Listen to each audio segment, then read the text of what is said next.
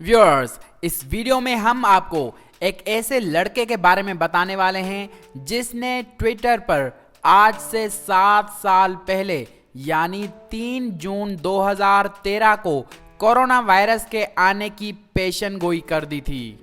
इस पेशन गोई से आखिर क्या साबित होता है?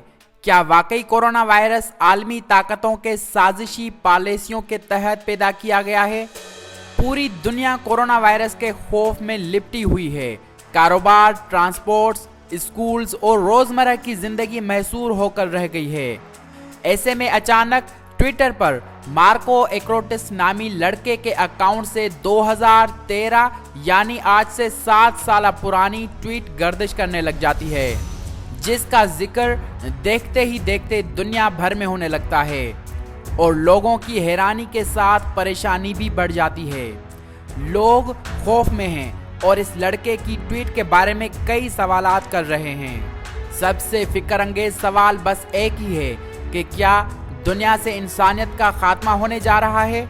मार्को एक्रोटिस ने 3 जून 2013 को अपने ट्विटर अकाउंट पर लिखा था, कोरोना वायरस इट्स कमिंग, यानी कोरोना वायरस आ रहा है।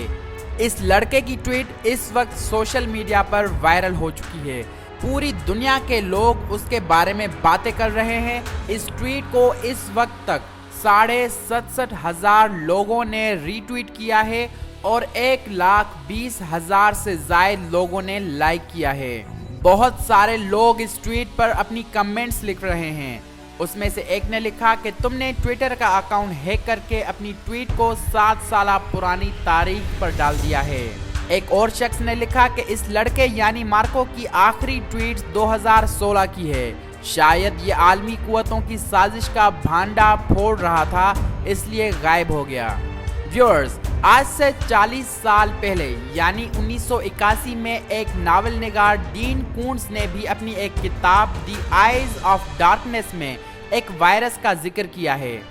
उसने इस नावल में इस वायरस को वुहान 400 का नाम दिया है और मजीद लिखा है कि वुहान में चाइनीज मिलिट्री लैब में इस वायरस को एक बायोलॉजिकल हथियार के तौर पर तैयार किया गया है और यह मिलिट्री लैब वुहान शहर में कायम है। व्यूअर्स, अगर आपको भी ये ट्वीट देखनी है तो नीचे डिस्क्रिप्शन में मौजूद लिंक पर जाकर देख सकते हैं।